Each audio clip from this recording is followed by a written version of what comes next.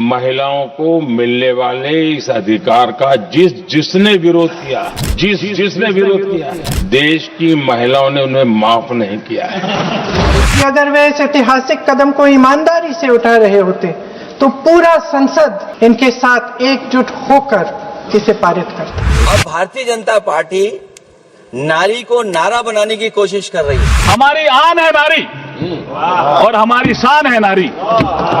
विकसित हो रहे भारत की ये पहचान है नारी। मुसलमान भाइयों की महिलाएं नहीं शामिल की जाएंगी, हम समाजवादी लोग इसका साथ नहीं देंगे।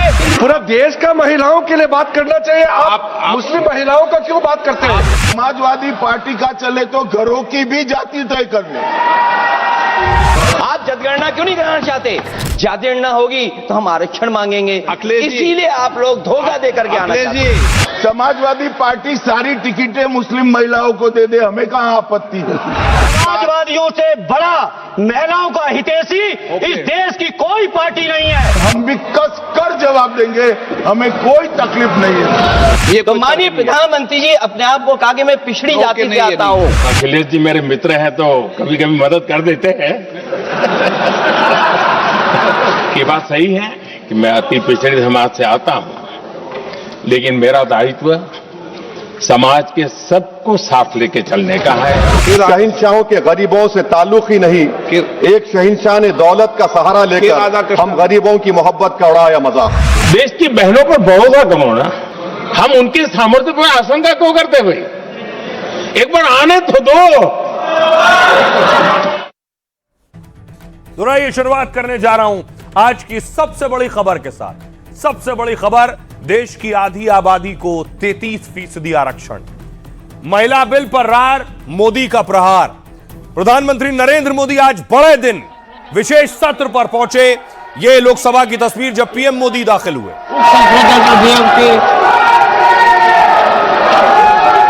प्रारंभ के पश्चात की गई सुसंगत जनगणना के आधार पर किए गए पहले प्रस्ताव के प्रस्ताव परिवर्तन होगा।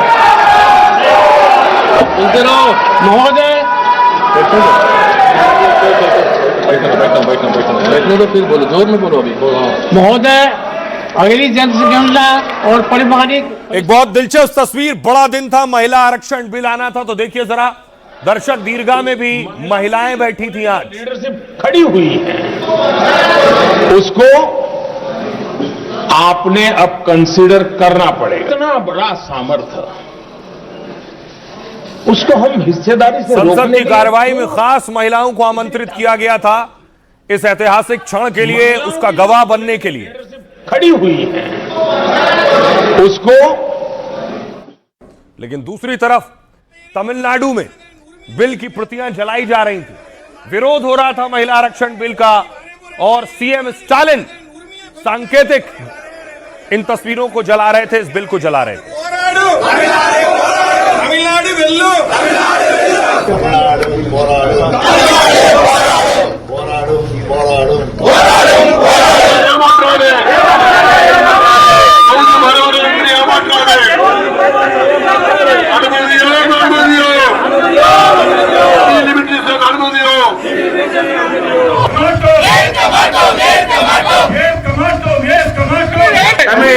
ವಂಚಿಕಾದೆ ಮೋದಿ ಅರಸೆ ಮೋಸಡಿ ಅರಸೆ ಮೋದಿ ಅರಸೆ ಮೋಸಡಿ ಅರಸೆ ತೆನ್ನಿಂದ್ಯಾವೇ ವಂಚಿಕಾದೆ ತೆನ್ನಿಂದ್ಯಾವೇ ವಂಚಿಕಾದೆ ಮೋದಿ ಅರಸೆ ಮೋಸಡಿ ಅರಸೆ ಮೋದಿ ಅರಸೆ ಮೋಸಡಿ ಅರಸೆ।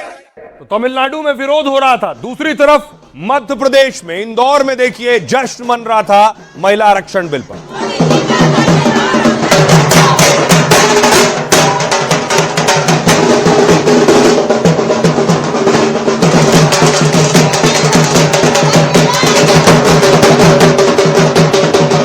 बहनें घर अच्छा चलाती हैं, अब वो देश को भी बहुत अच्छा चलाएंगी। जितनी मोदी जी की तारीफ की जाए उतनी कम है।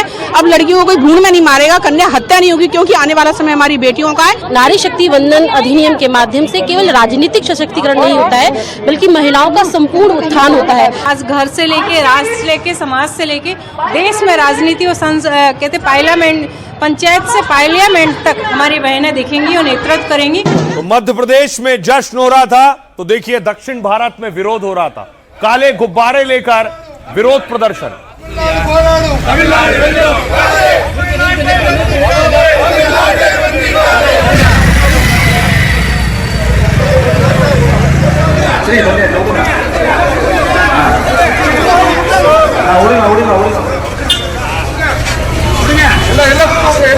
तमिलनाडु పోరాడు తమిళనాడు వెళ్ళు तमिलनाडु పోరాడు తమిళనాడు వెళ్ళు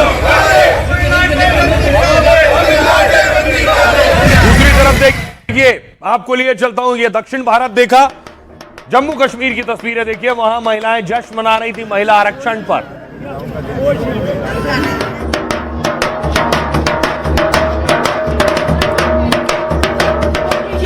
बहुत बड़ा फायदा मिलने वाला है। 33% आरक्षण महिलाओं को मिलेगा। अगले संसद और विधायक में 33% महिलाएं हमें दिखेगी और जो निर्णायक भूमिका में महिलाएं रहेंगी। तो नारी शक्ति वंदन अधिनियम जो आया है, ये अधिनियम नहीं है, ये नए भारत की विकास की एक गाथा है। दूसरी तरफ संसद से जब निकली राहुल प्रियंका, तो उनके आगे भी पत्रकारों ने सवाल पूछा, प्रियंका गांधी से भी।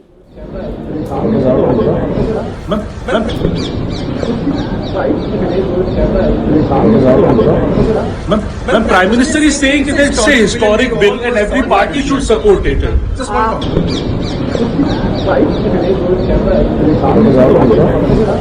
When Prime Minister is saying that it's a historic bill. अब देखिए जरा विपक्ष किस बात को लेकर विरोध कर रहा है और सरकार का उस पर पक्ष क्या है, महिला आरक्षण का आखिर विरोध क्यों इस बात पर हो रहा है। तो सबसे पहले आपको बताऊं विपक्ष के सवाल क्या है। विपक्ष कह रहा है पश्चिम बंगाल और तमिलनाडु चुनाव से पहले ही यह बिल क्यों लाया जा रहा है। चुनाव में महिला मतदाताओं को लुभाने की कोशिश है। यह बीजेपी और सरकार की तुष्टीकरण की राजनीति है। तो सरकार की सफाई है, महिला आरक्षण बिल तो 3 साल पहले पास हो चुका है।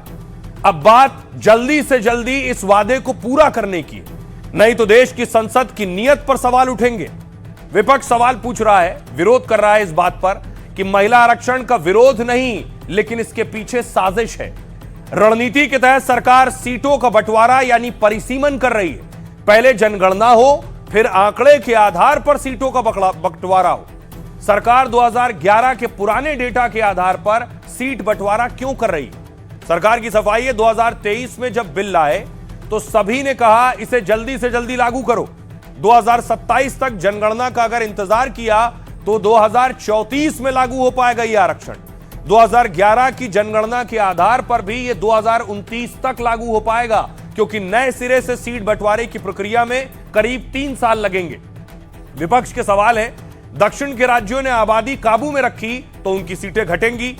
आबादी के हिसाब से सीट का बंटवारा हुआ तो हिंदी पट्टी के राज्यों को फायदा होगा और दक्षिण भारतीयों को राजनीतिक प्रतिनिधित्व कम हो जाएगा उनका। इस पर सरकार का कहना है नए बिल में कश्मीर से कन्याकुमारी तक कहीं भेदभाव नहीं होगा। सीट बंटवारे में सिर्फ 2011 की जनगणना को आधार नहीं बनाएंगे। जनगणना और अनुपातिक आधार का एक ऐसा फॉर्मूला बनाएंगे जिससे सभी राज्यों में सीट 50% तक समान रूप से बढ़ाई जाएगी। जैसे तमिलनाडु की सीटें 39 से बढ़कर 59 हो जाएंगी, जबकि 2011 की जनगणना के आधार पर 49 होती। विपक्ष कह रहा है लोकसभा की सीट सीधे बढ़ाकर 850 क्यों की जा रही, सरकार सीट बढ़ाने की इतनी हड़बड़ी क्यों कर रही है। सरकार की सफाई है, अभी सीटों का बंटवारा 1971 की जनगणना के आधार पर है देश में। तब एक सांसद औसतन 10 लाख लोगों का प्रतिनिधित्व करता था, लेकिन अब औसतन 25 लाख लोगों पर एक सांसद है। 543 सीट पर 33% आरक्षण से 181 सीट महिलाओं की होंगी। कई पुरुष सांसदों को सीट छोड़नी पड़ती, अगर सीटें ना बढ़ाई जाती तब और विरोध हो सकता था। सुनिए जरा अब इस पर सियासतदान क्या कह रहे हैं। आदरणीय श्री राहुल गांधी जी ने मोदी जी को एक पत्र लिखा और उस पत्र में उन्होंने कहा कि ये महिला का जो आरक्षण है ये 2019 तक लागू हो जाना चाहिए। मुझे लगता है कि यहाँ आकर प्रधानमंत्री जी राहुल जी का मजाक तो बना लेते हैं, लेकिन घर जाके उनकी बातों पर गौर करते हैं, क्योंकि हम आज उसी बात पर चर्चा कर रहे हैं कि बार बार बहकाने वाले पुरुषों को महिलाएं झट से पहचान लेती हैं। थोड़ी सावधानी बरत लीजिए, पकड़े जाएंगे। हमारे देश में जब से विमेन रिजर्वेशन को लेकर के चर्चा हुई है और उसके बाद जब जब चुनाव आया है तो हर चुनाव में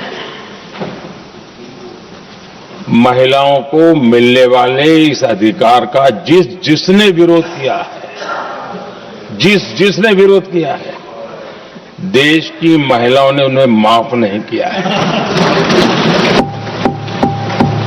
उनका हाल बुरे से बुरा किया है। आज पूरा देश और विशेष करके नारी शक्ति हमारे निर्णय तो देखेगी, लेकिन निर्णय से ज्यादा हमारी नीयत को देखेगी। आपको जल्दीबाजी क्यों है महिला विधेयक? महिला विधेयक के पक्ष में हम, आप जनगणना क्यों नहीं कराना चाहते? ये अध्यक्ष महोदय, आप सेंसस ये इसलिए नहीं करना चाहते हैं कि जैसे ही जनगणना होगी हम सब लोग जाति गणना मांगेंगे, जाति गणना होगी तो हम आरक्षण मांगेंगे, इसीलिए आप लोग धोखा देकर के आना चाहते हैं। तमिलनाडु इतने सारे लोग काले कपड़े पहनकर आए हैं। मैं तमिलनाडु की जनता को भी आश्वस्त करना चाहता हूं कि आपकी शक्ति कम नहीं होगी, बढ़ रही है। मान्यवर, अभी 39 सांसद तमिलनाडु राज्य से चुनकर यहां आते हैं और 543 के सदन में उसके प्रतिशत है 7.18%, 7.18%। और अब 50% बुद्धि के बाद सांसद लगभग हो जाएंगे 59 और इनकी नए सदन में 816 के सदन में प्रतिशत में संख्या हो जाएगी 7.23। अब देखिए जरा, संसद में गर्मा गर्मी हो गई। प्रधानमंत्री ने भी भाषण दिया और प्रधानमंत्री जब बोल रहे थे उस दौरान कैसे दूसरे सांसद भी बोल रहे थे, तो पीएम मोदी ने भी उस दौरान जवाब दिया। अखिलेश यादव ने भी पिछड़ा होने का जिक्र किया खुद। वो बात भी मैं, किसी को हर्ट न करे वो बात भी मैं कहना चाहता हूं। अध्यक्ष महोदय, जब माननीय प्रधानमंत्री जी को पिछड़ों से वोट चाहिए था, तो माननीय प्रधानमंत्री जी अपने आप को कहा कि मैं पिछड़ी जाति से आता हूं। अखिलेश जी मेरे मित्र हैं तो कभी कभी मदद कर देते हैं।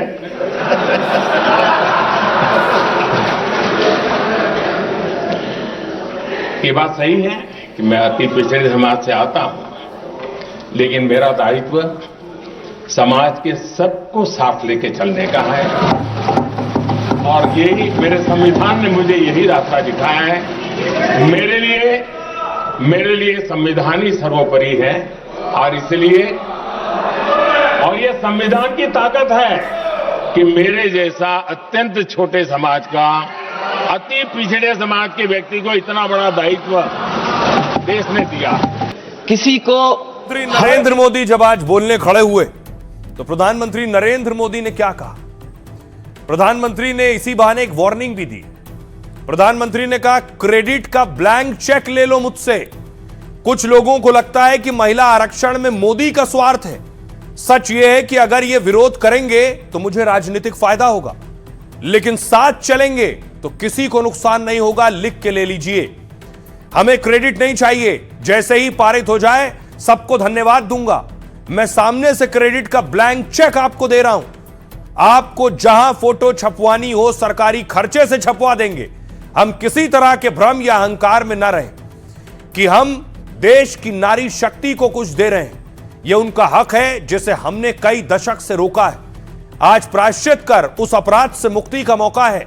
कुछ लोगों ने पक्ष में कहकर चालाकी चतुराई दिखाई है और हर बार टेक्निकल पूछ लगाकर इसे रोक दिया है कि इसमें कुछ टेक्निकलिटी है। जो दल इसका विरोध करेंगे उन्हें इसकी कीमत चुकानी होगी। महिला अधिकारों का विरोध करने वालों का बुरा हाल हुआ है। बिल को लेकर देश नतीजों से ज्यादा हमारी नीयत देखेगा और नीयत की खोट देश की नारी शक्ति कभी माफ नहीं करेगी। जिन्हें राजनीति की बू आती है वो पिछले 30 सालों के नतीजे देख लें। पंचायत में आरक्षण दे देते हैं क्योंकि खुद का पद नहीं जाता है। हमें मानना होगा कि लाखों बहनें हर स्तर पर लीडर बन चुकी हैं।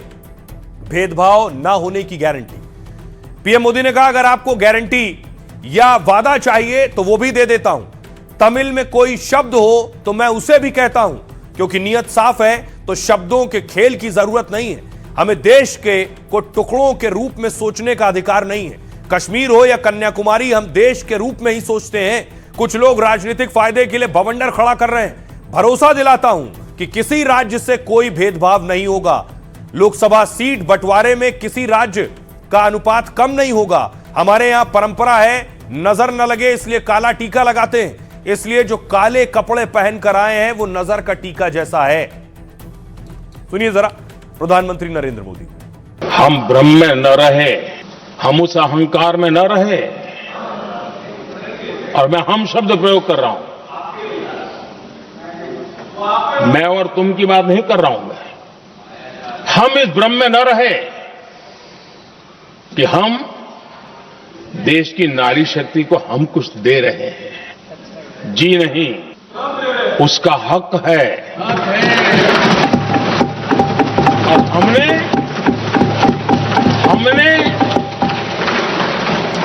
इतना बड़ा सामर्थ्य, उसको हम हिस्सेदारी से रोकने के लिए क्यों इतनी ताकत खपा रहे हैं जी? उनके जुड़ने से सामर्थ्य बढ़ने वाला है। देश की बहनों पर भरोसा करो ना, उनकी समझदारी पर भरोसा करो। एक बार 33% बहनों को यहां आने दो, आकर के उनको निर्णय करने दो, किसको देना है किसको नहीं देना है, इस वर्ग को देना उस वर्ग को देना, करेंगे वो निर्णय।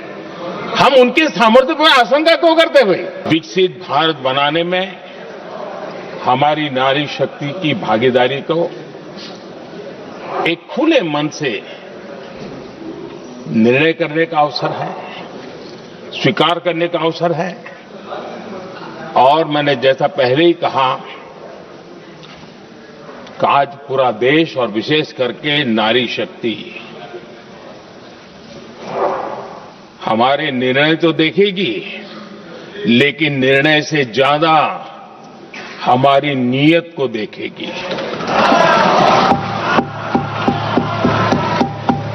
और इसलिए हमारी नीयत की खोट देश की नारी शक्ति कभी माफ नहीं करेगी।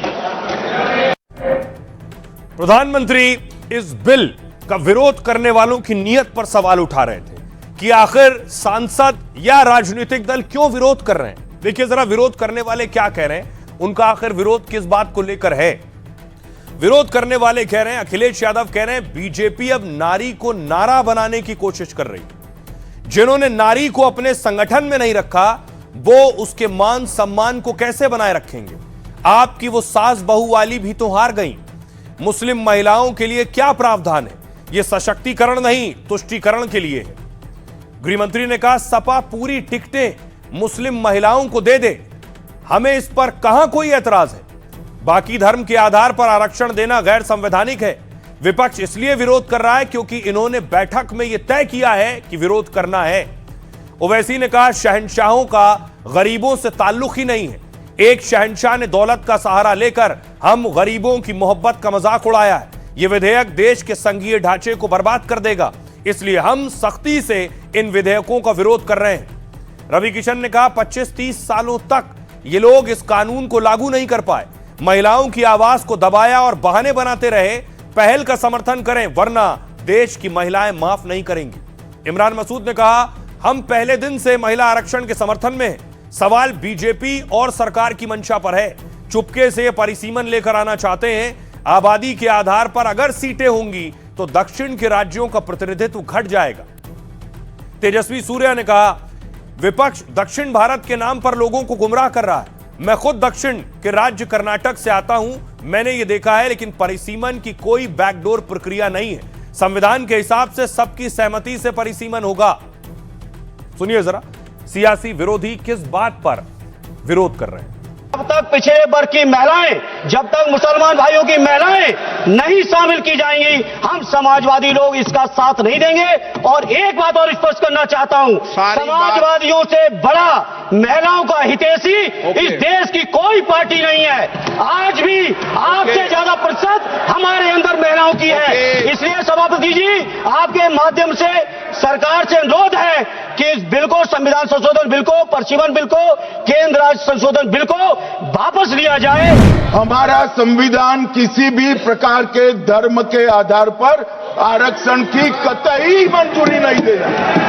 और मैं फिर से संकल्प सरकार का बताता हूं कि धर्म के आधार पर मुस्लिमों को किसी भी प्रकार का आरक्षण गैर संवैधानिक है, इसका सवाल ही पैदा नहीं होता है। महोदय, अनडेमोक्रेटिक बात माननीय मंत्री जी ने कही। हो सकता है उन्होंने धर्म की बात कही हो, लेकिन पूरा देश आधी आबादी को आरक्षण चाहता है। अध्यक्ष महोदय, मैं माननीय मंत्री से जानना चाहता हूं, क्या मुस्लिम महिला आधी आबादी में नहीं आती नहीं होनी ना, देंगे। समाजवादी पार्टी सारी टिकटें मुस्लिम महिलाओं को दे दे, हमें कहां आपत्ति है? हमें कोई आपत्ति नहीं है। इसका साहिर लुधियाना ने कहा, सर, शहंशाहों के गरीबों से ताल्लुक ही नहीं, एक शहंशाह ने दौलत का सहारा लेकर हम गरीबों की मोहब्बत का उड़ाया मजाक। अब देखिए जरा कि आखिर लोकसभा में कितने सांसद बढ़ जाएंगे बिल के पास होने के बाद, बनने के बाद। लोकसभा में इस वक्त स्थिति क्या है? मौजूदा स्थिति आपके सामने है। मौजूदा 541 कुल सदस्य हैं लोकसभा में। सीटें बढ़ने के बाद 850 हो जाएंगे। 541 से 850। महिला सांसद इस वक्त हैं 74, बढ़ने के बाद 280 महिलाएं सांसद होंगी, क्योंकि सीटें आरक्षित होंगी 33%। भागीदारी अभी है 13.9%। उसके बाद महिलाओं की भागीदारी होगी 33%। लेकिन हर राज्य में लोकसभा की सीटें बढ़ जाएंगी, चाहे यूपी हो, एमपी हो, बिहार हो, तमिलनाडु हो। देखिए कहां कितनी सीटें हो जाएंगी उसके बाद। अगर आप यूपी में रहते हैं तो यूपी में अभी 80 सीटें लोकसभा की बढ़कर हो जाएंगी 138। यानी 2029 का जो चुनाव होगा लोकसभा का, उसमें यूपी में 138 सीटों पर चुनाव होगा, 80 से ज्यादा। महाराष्ट्र में 48 हैं, 29 का चुनाव 78 सीटों पर होगा। पश्चिम बंगाल में 42 सीटें हैं, 29 में चुनाव होगा, इसके बाद तो 64 सीटों पर होगा। बिहार में 40 से बढ़कर 72 सीट हो जाएंगी। मध्य प्रदेश में 29 से बढ़कर 50 सीटें हो जाएंगी। राजस्थान में 25 से बढ़कर संभावित सीटें 47 हो जाएंगी। गुजरात में 26 की जगह 42 लोकसभा सीटें होंगी। तमिलनाडु में 39 की जगह 59 सीटें एमपी की होंगी। कर्नाटक में 28 से 42 सीटें हो जाएंगी लोकसभा की। आंध्र प्रदेश में 25 से 34 सीटें हो जाएंगी। केरलम में 20 से सीटें 30 हो जाएंगी और तेलंगाना में 17 से 26 हो जाएंगी। तो हर राज्य में सीटें बढ़ जाएंगी। सुनिए जरा सियासतदान क्या कह रहे हैं। चाहे दक्षिण हो, उत्तर हो, पूर्व हो, पश्चिम हो, छोटे राज्य हो, बड़े राज्य हो, मैं आज एक जिम्मेवारी से कहना चाहता हूं कि निर्णय प्रक्रिया किसी के साथ भी भेदभाव नहीं करेगी। ये निर्णय प्रक्रिया किसी के साथ अन्याय नहीं करेगी।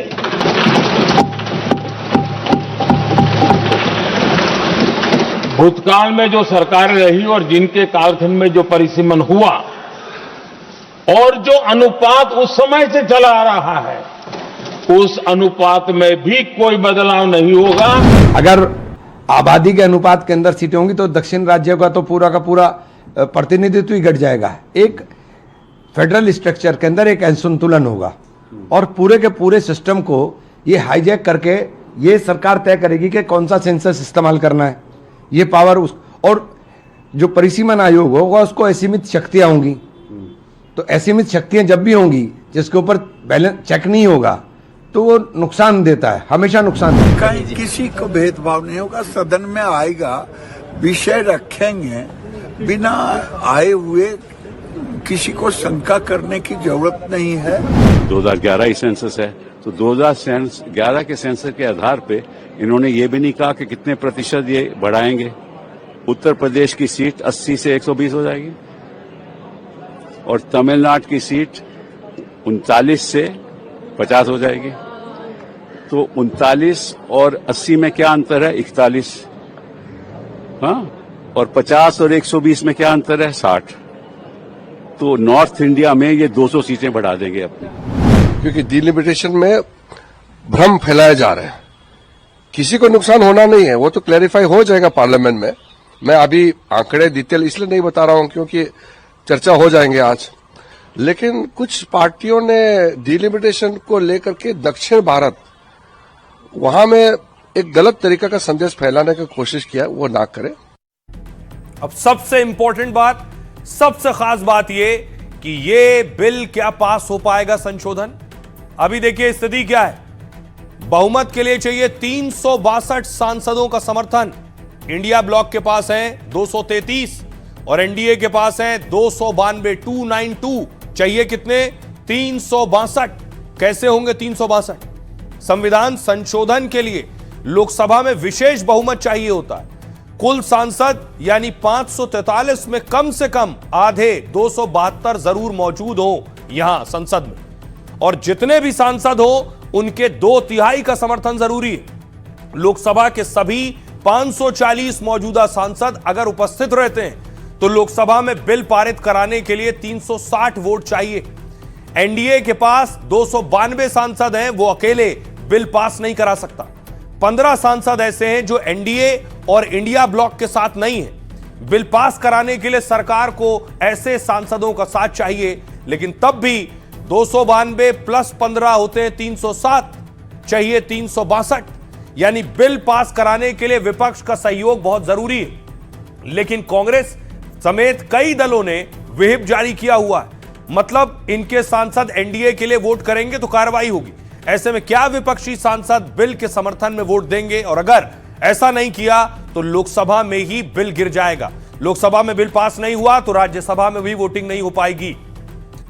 सुनिए जरा सियासतदान क्या कह रहे हैं। हमारी पार्टी कांग्रेस पार्टी महिला आरक्षण के पक्ष में है, पर कृपया महिला आरक्षण को आप सरल करिए ताकि महिला आरक्षण जिस समय कानून पारित हो उसी समय लागू हो जाए।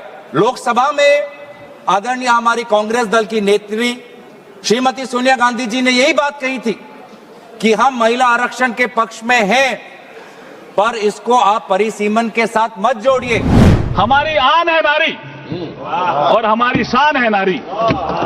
विकसित हो रहे भारत की ये पहचान है नारी। अमृतकाल का उत्सव है, शक्ति समान का उत्सव है, पूरा विश्व देखेगा। आज नारी उत्थान का उत्सव निर्णय की प्रक्रिया में बनेगी अब ये सहभागी। बहुत लंबी तपस्या से अब ये आशा जागी। इस तरह से इस बिल के आड़ में भारतीय जनता पार्टी अपना राजनीतिक फायदा और खेल कर रही है, उसको हमारा विरोध है। आप 800 सीटें बढ़ाएंगे, लगभग 800 सीटें होगी लोकसभा की, विधानसभा की होगी 400 सीटें महाराष्ट्र में। क्या जरूरत है? आज की तारीख में मैं विपक्षी राजनीतिक दलों से भी आग्रह करूंगा कि जब आप बड़ी लड़ाई की ओर अग्रसर होते हैं, ऐसे में छोटी बातों पर अगर आप विवाद खड़ा करेंगे तो कतई आप बड़े लक्ष्यों को हासिल नहीं कर पाएंगे। और यही कारण है कि ये बिल कभी पारित ही नहीं हो पाता है। नारी का जो एक बिल पास हुआ था, जब ये बिल, तब ये कहा गया था कि पहले आप सेंसस कराएंगे, उसके बाद डिलिमिटेशन होगा, तभी आप कॉन्स्टिट्यूएंसीज बना पाएंगे महिलाओं के लिए।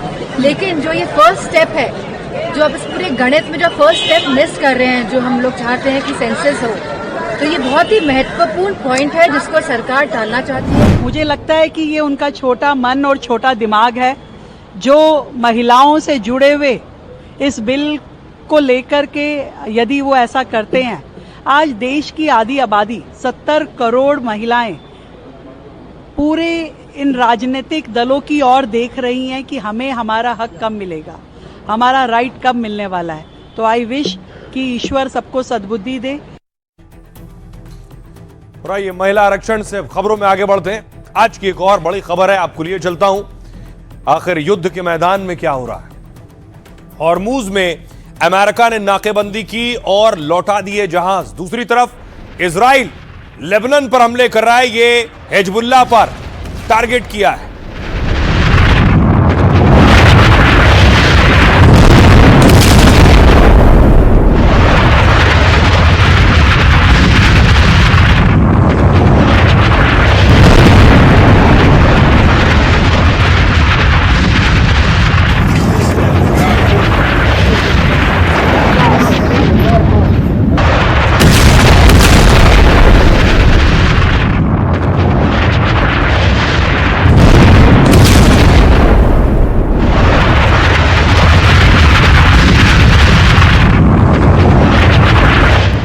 उसके बाद इजराइल ने लेबनान के एक स्कूल पर हमला किया है।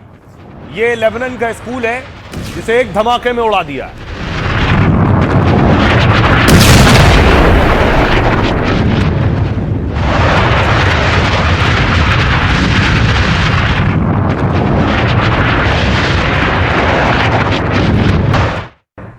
स्कूल के बाद एक सरकारी अस्पताल है, इस सरकारी अस्पताल पर हमला करने का आरोप है इजराइल पर।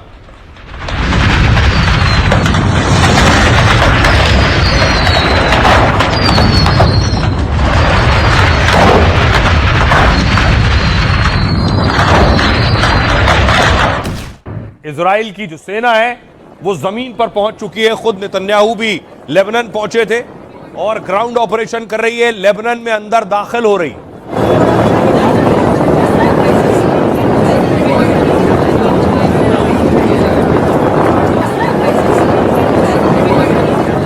तो जितने इलाके पर कब्जा कर लिया है, वहां देखिए, वहां जो घर हैं उन पर बुलडोजर चलने लगे। लेबनान में इजराइल बुलडोजर चला रहा है।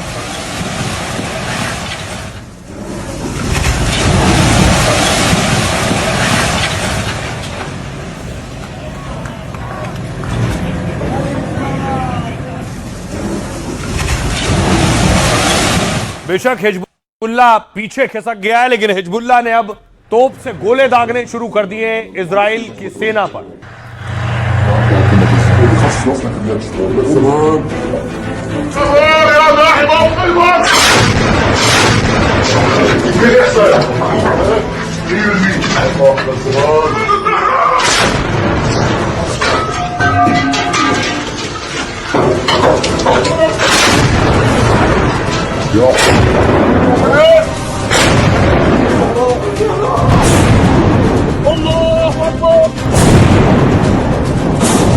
السلام على القاعدة السيدة الزهراء فاطمة الزهراء خصصنا في اليد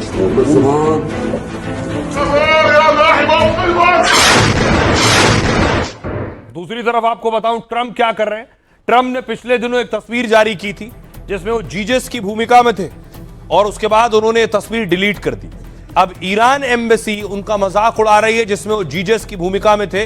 अगली तस्वीर आपको दिखाऊं, ईरान एम्बेसी ने उसका एआई वीडियो बनाया जिसमें पीछे से जीजस का अवतार आ रहा है और उन्हें इसकी सजा दे रहा है। Your reckoning has come. What is this?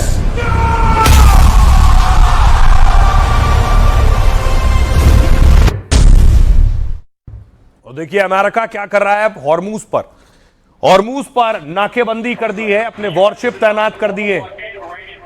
The U.S. has announced a formal blockade of Iranian ports and coastal areas. This is illegal action. All vessels are advised to immediately return to port if leaving and discontinue transit to Iran if that is your next port of call. Do not attempt to breach the blockade. Vessels will be boarded for interdiction and seizure transiting to or from an Iranian port. Turn around and prepare to be boarded. If you do not comply with this blockade, we will use force. The whole of the United States Navy is ready to force compliance. Now, अब देखिए America इसमें क्या कह रहा है। America ने समुद्र में नाकेबंदी की घोषणा कर दी है। ये कानूनी कार्रवाई है, सभी जहाजों को तुरंत लौटना होगा और रवाना होने की सलाह दी है। मैं बस यही अगला कदम है। जहाजों पर चढ़कर उन्हें रोका और जब्त किया जाएगा। ईरानी बंदरगाह से 24 घंटे की दूरी पर वापस मुड़े और चढ़कर कार्रवाई होगी। यदि आप इस नाकेबंदी का पालन नहीं करते तो हम बंदरगाहों का उपयोग करेंगे। अमेरिकी नौसेना पूरी तरह से तैयार है।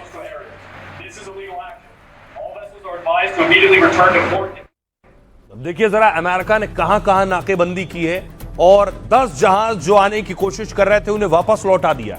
ये आप देख रहे हैं हॉर्मूज। ये देखिए सबसे पहले हॉर्मूज के पास अमेरिका ने तैनात किए यूएसएस माइकल मर्फी और यूएसएस पीटरसन की तैनाती की है, क्योंकि ये जो पीटरसन और मर्फी हैं ये जो माइंस बिछी हैं उनके डिस्ट्रॉयर हैं। उसके बाद देखिए फारस की खाड़ी पर यूएसएस अब्राहम लिंकन की तैनाती की है अमेरिका ने। ओमान की खाड़ी में क्रूज मिसाइल युद्धपोत तैनात किया गया है। यहां से अरब सागर में यूएसएस त्रिपोली और F-35B लड़ाकू विमान इस पर तैनात है। साथ ही साथ मरीन कमांडोज खार्क द्वीप के पास युद्धपोत में मौजूद है। ये तैनाती और घेराबंदी देखिए अमेरिका ने इस पूरे रूट पर नाकेबंदी की है और नाकेबंदी का असर ये हो रहा है। अमेरिका ने कहा था कोई भी जहाज हम यहां से गुजरने नहीं देंगे। उसके बाद जो जहाज वहां से गुजर रहा है अमेरिका ने उन्हें वापस लौटा दिया है। कुछ इस तरह से ईरान से तेल और गैस लेकर कुछ जहाज जा रहे थे, अमेरिका की वार्निंग के बाद वो वापस लौट गए।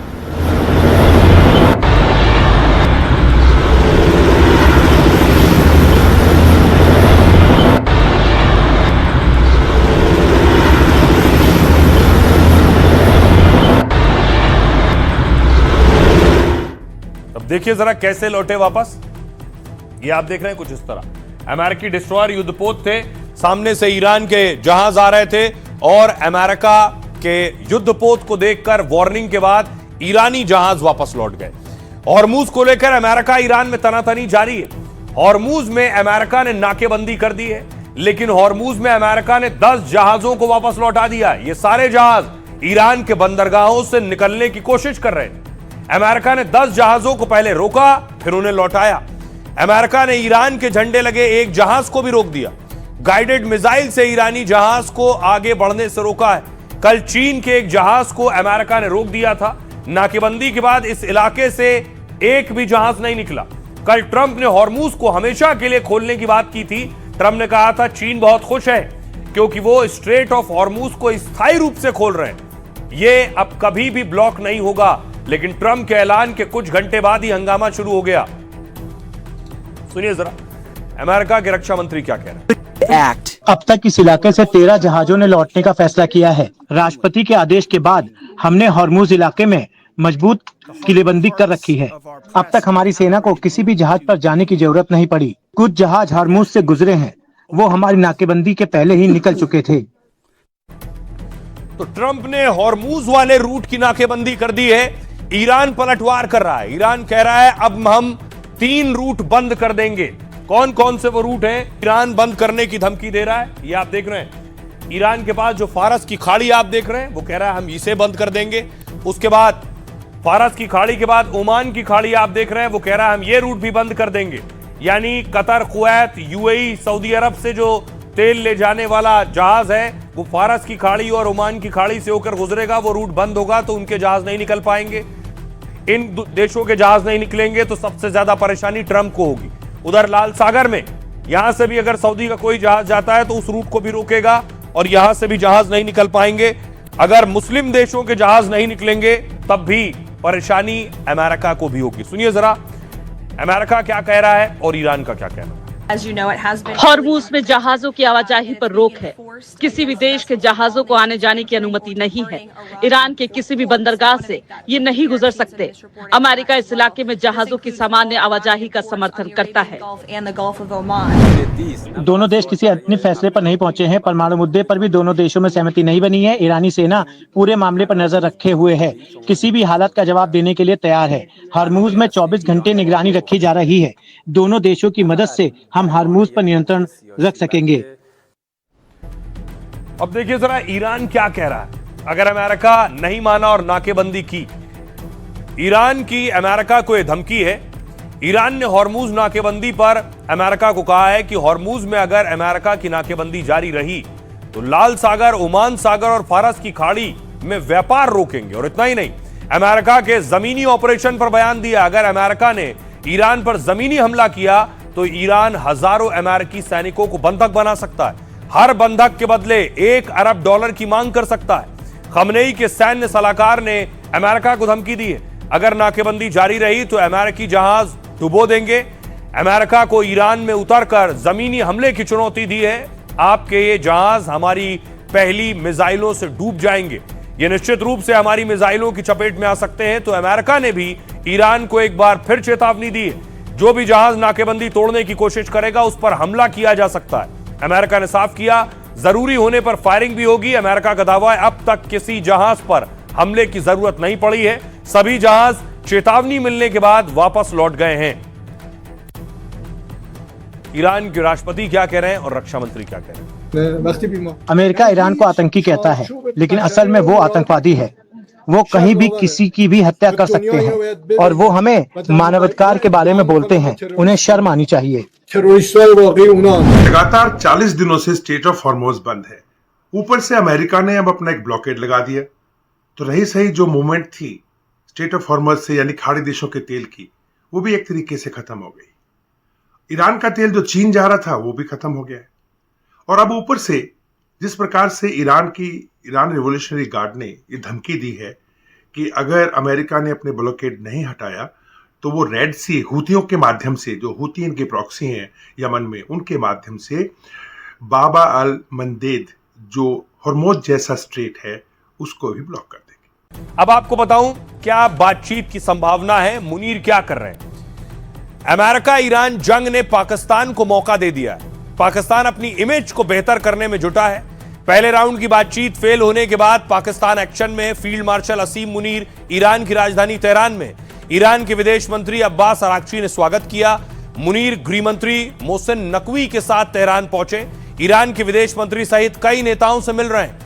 अराक्ची के साथ गालिबफ से भी मुलाकात की उन्होंने। सूत्रों के मुताबिक मुनीर ट्रंप का संदेश लेकर ईरान गए। दोनों देशों में गतिरोध को खत्म करने की कोशिश में जुटे हैं। अब इसके बाद मुनीर वॉशिंगटन जाने वाले हैं, ऐसी भी खबरें हैं। तेहरान का दौरा पूरा कर वो अमेरिका के दौरे पर जाएंगे। ईरान से मिले प्रस्ताव को अमेरिकी टीम के सामने रखेंगे। पाकिस्तान में जल्द ही दूसरे राउंड की बात हो सकती है। उधर पीएम शहबाज शरीफ भी मौके का फायदा उठा रहे हैं। शांति वार्ता से इमेज सुधार कर पाक कर्ज लेने की ताक में। यूएई ने पाकिस्तान से कर्ज लौटाने को कहा है। इसके बाद से ही पाकिस्तान की टेंशन बढ़ी हुई थी, लेकिन जंग के बीच शांति वार्ता करवाकर वो कर्ज ले रहे हैं। सऊदी अरब ने ही तुरंत $2 अरब की मदद भेज दी है। कल ही Shahbaz Saudi crown prince Mohammed bin Salman से मिले हैं। शहबाज कुछ और देशों से भी कर्ज लेने की फिराक में है। आईएमएफ से $7 अरब के बेल आउट पैकेज का आकार बढ़ाने की मांग की है। पाकिस्तान को यूएई का $3 अरब का लोन चुकाना है। यूएई दौरे के बाद शहबाज कतर पहुंच गए हैं। अब देखिए, बातचीत तो कई दौर की हो रही है, लेकिन बातचीत अटकी कहां है। ईरान 5 साल के लिए परमाणु प्रोग्राम बंद करने को तैयार है, लेकिन अमेरिका अड़ा हुआ है कि 20 साल के लिए बंद करो इसे। ईरान का कहना है कि वो कोई परमाणु बम नहीं बना रहा है, लेकिन अमेरिका और इजराइल को ईरान पर भरोसा नहीं है। वजह है ईरान के पास मौजूद 450 किलो यूरेनियम का जखीरा, जो 60% शुद्ध है, यानी परमाणु बम बनाने के बहुत करीब है। रिपोर्ट के मुताबिक परमाणु बम के लिए 90% संवर्धित यूरेनियम चाहिए। ईरान कुछ हफ्तों में 450 किलो यूरेनियम को उस लायक बना सकता है। दावा यह कि ईरान के पास ये कच्चा माल करीब 10 परमाणु बम बनाने लायक है। अमेरिका इसी को छीनना चाहता है, लेकिन ईरान देने को राजी नहीं है। ईरान ने अपने परमाणु कार्यक्रम को लेकर साफ संदेश दिया है। ईरान यूरेनियम एनरिचमेंट के अधिकारों पर समझौता नहीं करेगा। ईरान के विदेश मंत्रालय ने इसे अंतर्राष्ट्रीय कानून के तहत वैध बताया है। दूसरी तरफ ऐसे में रूस ने एंट्री ली है और पुतिन ने एक फॉर्मूला पेश किया है। रूस का कहना यह है कि वो ईरान का यूरेनियम अपने यहां रख सकता है। क्रेमलिन के प्रवक्ता दिमित्री पेस्कोव ने कहा कि ऑफर खुला हुआ है। रूस के पास सबसे ज्यादा परमाणु हथियार हैं और वो ईरान का दोस्त भी है। अमेरिका ने रूस का यह प्रस्ताव खारिज कर दिया है। ठीक इस तरह हमजा खड़े थे, पीछे से कोई आया बाइक सवार और गाड़ी पर ताबड़तोड़ गोलियां दागकर चला गया। हाफिज के करीबी आमिर हमजा पर लाहौर में हमला हुआ। हमजा एक न्यूज चैनल से अपने घर के लिए निकल रहा था। उसके साथ कार में एक पाकिस्तानी जज भी मौजूद थे। तभी वहां बाइक सवार 2 हमलावरों ने गोलीबारी शुरू कर दी। कई राउंड फायर किए। हमजा गंभीर रूप से घायल हो गया। हमजा को गोली मारने के बाद हमलावर मौके से फरार हो गए। हमलावर कौन थे, इसका अब तक कोई सुराग नहीं लगा है। मौके पर आसपास के लोगों ने हमजा को अस्पताल पहुंचाया, जहां पर उसकी हालत अभी नाजुक बताई जा रही है, क्रिटिकल है। 1 साल में आतंकी आमिर हमजा पर यह दूसरा हमला हो गया है। इससे पहले पिछले साल मई में भी उस पर हमला किया गया था। लाहौर में घर के बाहर ही इस आतंकी पर गोली चलाई गई थी, लेकिन अस्पताल में इलाज के बाद इसकी जान बच गई। तभी पाकिस्तानी अधिकारियों ने इसकी सुरक्षा बढ़ा दी थी, लेकिन अब एक बार फिर हमजा पर कोई हमलावर आकर मारकर चला गया है। और आइए अब इस शैतान के बारे में आपको बताऊं, ये कौन है हमजा, जो भारत विरोधी बयान भी देता है, हाफिज सईद का राइट हैंड है और लश्कर का संस्थापक भी रहा है। जिस आतंकी को ठोका गया वो लश्कर में हाफिज के बाद नंबर 2 है। इसने हाफिज सईद के साथ लश्कर तैयबा की स्थापना की। भारत में हुए कई बड़े आतंकी हमलों में शामिल रहा है। जम्मू में सेना के ब्रिगेड मुख्यालय पर हमले का मास्टरमाइंड था। अमेरिका ने भी इसे साल 2012 में वैश्विक आतंकी घोषित किया। आमिर हमजा लश्कर की केंद्रीय सलाहकार समिति का हिस्सा रहा, यानी लश्कर के बड़े आतंकी अभियानों में इसकी अहम भूमिका रही है। हमलों के साथ साथ हमजा लश्कर के लिए फंडिंग भी जुटाता रहा है। 2010 तक वो लश्कर की एक यूनिवर्सिटी के ट्रस्ट का अधिकारी रहा है और इस ट्रस्ट की कमान भी पहले हाफिज सईद के हाथ में ही थी। लश्कर से जुड़े कई अखबार और पत्रिकाओं का संपादक रह चुका है। इसके अलावा लश्कर की विचारधारा को फैलाने वाली किताबें लिखी हैं। फिलहाल हमजा अस्पताल में भर्ती है और इसे अज्ञात हमलावरों ने गोली मारी। तो राइट, हमजा के बाद खबरों में आगे बढ़ते हैं और अब सियासत की तरफ रुख करते हैं। पश्चिम बंगाल आपको लिए चलता हूं। बंगाल में योगी आदित्यनाथ थे और योगी ममता पर हमलावर थे। योगी की रैली थी, कई रैलियां योगी ने की हैं पश्चिम बंगाल में आज।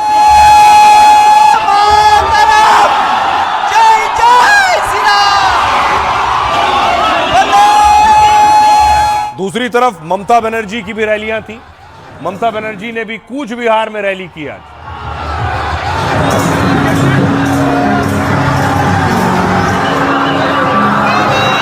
टीएमसी के गुंडे क्या कह रहे हैं? भयभीत मत होइए। कोई माफिया क्या कह रहा है, उससे भयभीत होने की आवश्यकता नहीं। कोई मौलाना क्या बक रहा है, उससे चिंता करने की आवश्यकता नहीं।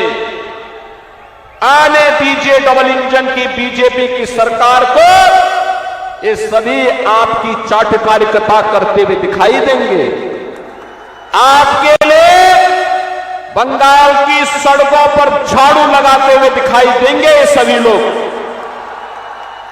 और इसलिए चिंता करने की आवश्यकता नहीं। देखो ना, यूपी में कितना परिवर्तन हो गया, वहां किसी सड़क पे कोई नमाज नहीं पढ़ सकता।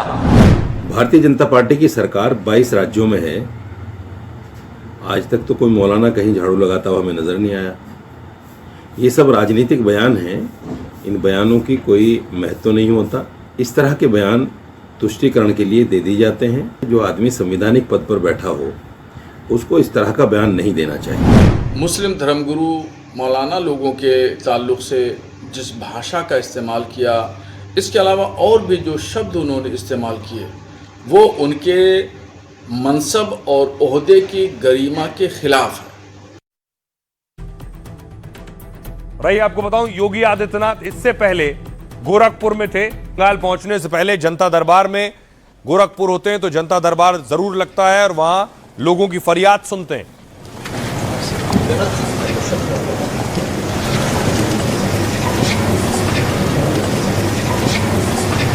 तो योगी एक तरफ फरियाद सुन रहे थे गोरखपुर में, इधर संभल में बुलडोजर एक्शन की तैयारी थी। संभल में देखिए बुलडोजर पहुंचे ईदगाह पर, इमामबाड़े पर बुलडोजर चला।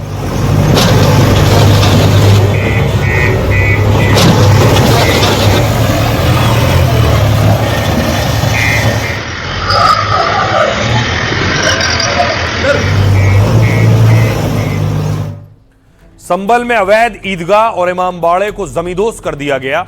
बुलडोजर वाली कार्रवाई सुबह 8 बजे से दोपहर 2:30 बजे तक चली। ईदगाह की दीवार और इमामबाड़े को तोड़ने में 4 बुलडोजर लगे थे। मौके पर 5 थानों की पुलिस फोर्स और एक कंपनी पीएसी तैनात रही। प्रशासन के मुताबिक ईदगाह और इमामबाड़ा सरकारी जमीन पर बना था। करीब 12 साल पहले 7 बीघा सरकारी जमीन पर कब्जा किया गया था। प्रशासन का दावा है कि यह जमीन चारागाह और खाद गड्ढे की थी। गांव वालों की आपत्ति के बाद लेखपाल ने इसकी शिकायत दी थी। शिकायत इसी साल 18 जनवरी को तहसीलदार कोर्ट में दी गई। 31 जनवरी को कोर्ट के आदेश पर अखबार में नोटिस छपवाया गया। इसमें कहा गया था कि जो भी कब्जेदार हैं वो सामने आए, लेकिन कोर्ट के नोटिस के 2 महीने बाद तक कोई भी सामने नहीं आया, जिसके बाद प्रशासन ने इमामबाड़े और ईदगाह को ध्वस्त कर दिया। इस जमीन की अनुमानित कीमत करीब 6.5 करोड़ रुपए। जमीन को खाली कराकर आम जनता के उपयोग में लाया जाएगा।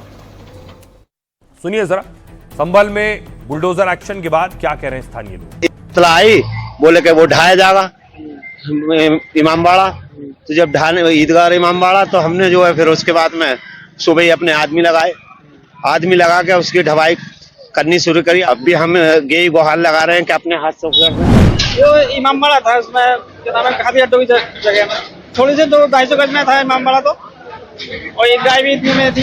अवैध निर्माण करके कब्जा किया हुआ था, जिसको तहसीलदार न्यायालय द्वारा धारा 67 के तहत इसके बेदखली के आदेश पारित किए गए हैं, जिसको ये आज राजस्व और पुलिस की संयुक्त टीम द्वारा इसकी बेदखली की कार्रवाई सुनिश्चित की जा रही है। हाँ, एक डाटा संख्या ईदगाह पे थी, उस पर कार्रवाई हो चुकी है। 1 हेक्टेयर के आसपास की जमीन है जिसकी 7 करोड़ रुपए की बाजारू कीमत है, उसको मुक्त करवाया जा रहा है। इसके लिए एक कंपनी RRF, 2 प्लाटून PSC और 5।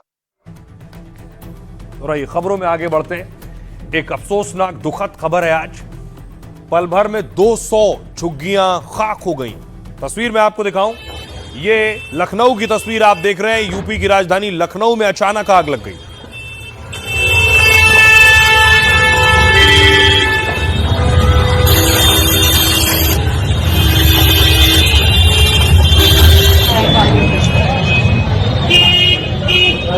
देखिए आग, क्या हालत है यहाँ पे आग की, देखिए, और सिलेंडर धू धू करके फट। दावा है कि यहाँ लगभग 30 सिलेंडर में धमाका हुआ। उसके बाद अगली तस्वीर देखिए, गाजियाबाद में भी झुग्गियों में आज आग लग गई।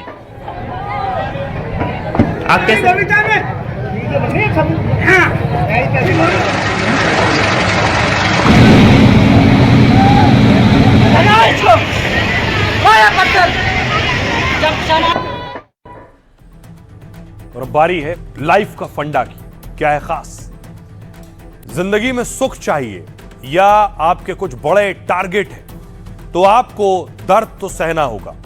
पत्थर और मूर्ति वाली कहानी में लाइफ का बड़ा फंडा छिपा है। एक मूर्तिकार को किसी ने मंदिर के लिए खास मूर्ति बनाने का ऑर्डर दिया। मूर्तिकार जंगल गया, 2 बड़े पत्थर लेकर आया। मूर्ति बनाने के लिए पहले पत्थर पर जैसे ही उसने छेनी हथौड़ी से वार किया, पत्थर से आवाज आई, रुको, मुझे बहुत दर्द हो रहा है, मुझे छोड़ दो। मूर्तिकार ने उस पत्थर को किनारे रख दिया। अब दूसरे पत्थर पर छेनी हथौड़ी से वार करने लगा। मूर्तिकार ने दूसरे पत्थर से पूछा, वार करने पर ज्यादा दर्द तो नहीं हो रहा? पत्थर ने कहा, थोड़ा बहुत, लेकिन मैं सह लूंगा, आप अपना काम करते रहिए। इस तरह धीरे धीरे मूर्तिकार ने उस पत्थर को शानदार मूर्ति में बदल दिया। जिन्होंने ऑर्डर दिया था वो मूर्ति लेने आए। वो अपने साथ मूर्ति ले जा रहे थे। गेट पर पड़े दूसरे पत्थर पर नजर पड़ी तो मूर्तिकार से पूछा, क्या हम इसे भी साथ ले जा सकते हैं? मूर्तिकार ने कहा, मेरे तो किसी काम का नहीं है, लेकिन आप इसका क्या करेंगे? तो उन्होंने कहा, लोग मूर्ति का दर्शन करने आएंगे तो ये पत्थर नारियल तोड़ने के काम आएगा। अब मूर्ति मंदिर में लग गई और पत्थर मंदिर के सामने। जो भी मंदिर में आता मूर्ति की पूजा करता और बाहर उस पत्थर पर नारियल फोड़ता। पत्थर परेशान हो गया और मूर्ति वाले से पत्थर ने पूछा कि इतना दर्द क्यों है? मूर्ति ने कहा, पहले दर्द सह लेता तो अब नहीं झेलना पड़ता। इस कहानी में लाइफ का बड़ा फंडा छिपा है। आज कुछ कुर्बानी देकर या तकलीफ सहकर आप अपना भविष्य संवार सकते हैं, या फिर अभी तकलीफ के बजाय आराम चुनकर भविष्य कुर्बान कर सकते हैं। तो जहां से जो अच्छा हासिल हो उसे अपनाइए और जिंदगी में उतारिए। अपना और अपनों का बहुत बहुत ख्याल रखिए। रुक रहे हैं ब्रेक के लिए।